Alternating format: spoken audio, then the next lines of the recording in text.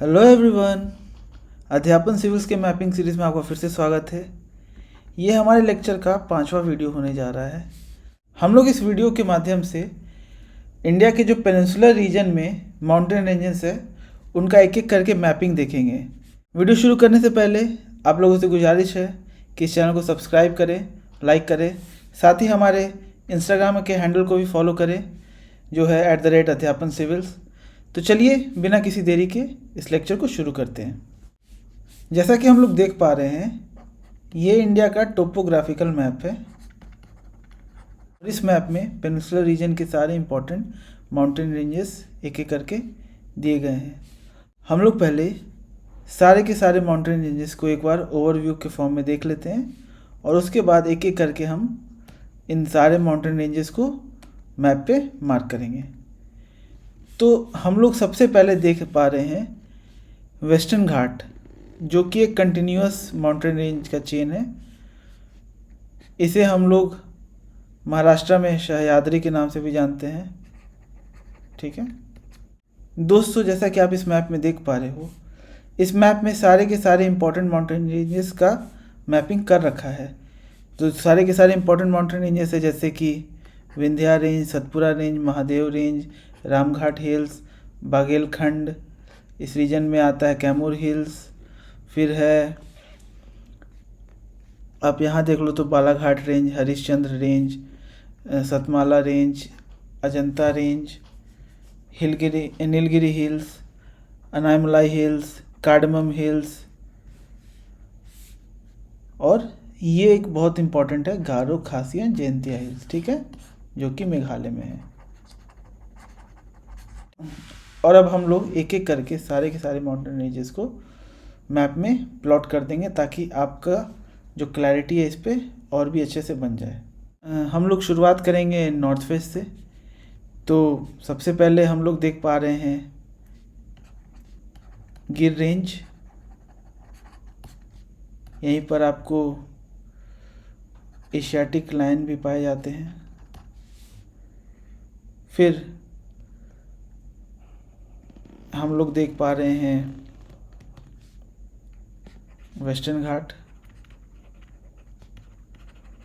ये west coast के along continuous range है।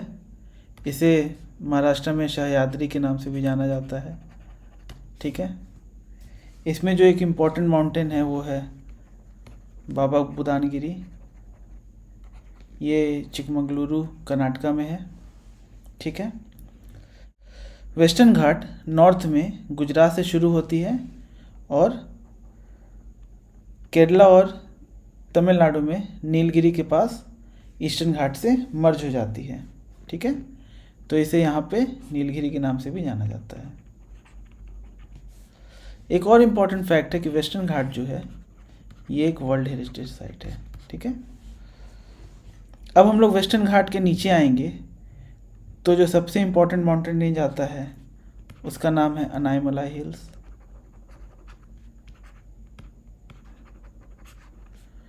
उसके नीचे कार्डमम हिल,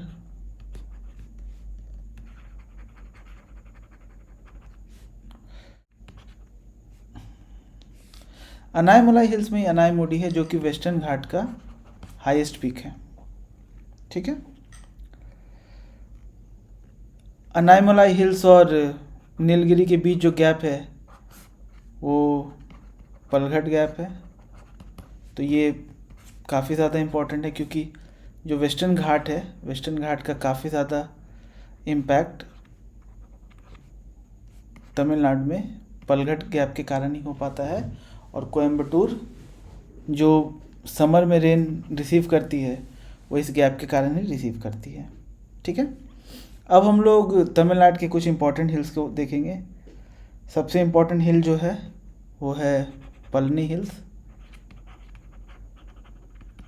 ठीक है, अब हम लोग नॉर्थवर्ड चलेंगे तो एक और मेजर हिल है, इसे शेवरॉय हिल्स के नाम से जाना जाता है। इसके नॉर्थ में है जावड़ी हिल्स।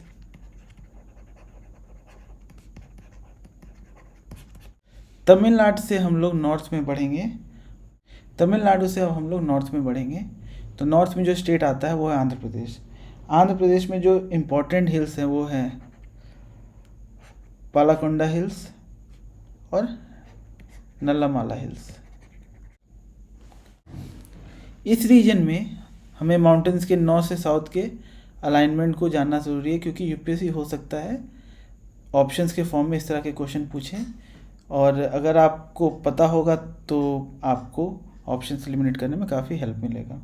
ठीक है, अब हम लोग महाराष्ट्र के कुछ रेंजेस को देख लेते हैं। सबसे इम्पोर्टेंट है सतमाला हिल्स, उसी के बगल में है अजंता हिल्स, फिर है हमारा बालाघाट और हरिश्चंद्र हिल्स। ठीक है, अब जो दो मेजर माउंटेन रेंजेस है पेनिनसुलर रीजन के वो हैं विंध्या रेंज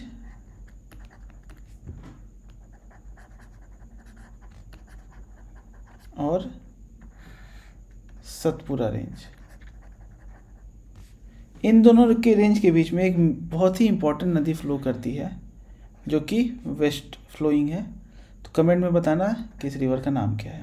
ठीक है, अब हम लोग आगे बढ़ेंगे तो जो एक मेजर इम्पोर्टेंट हिल है वो है महादेव हिल्स। ठीक है ना, ये भी मध्य प्रदेश में है। उसी के बगल में है मैकाला हिल्स,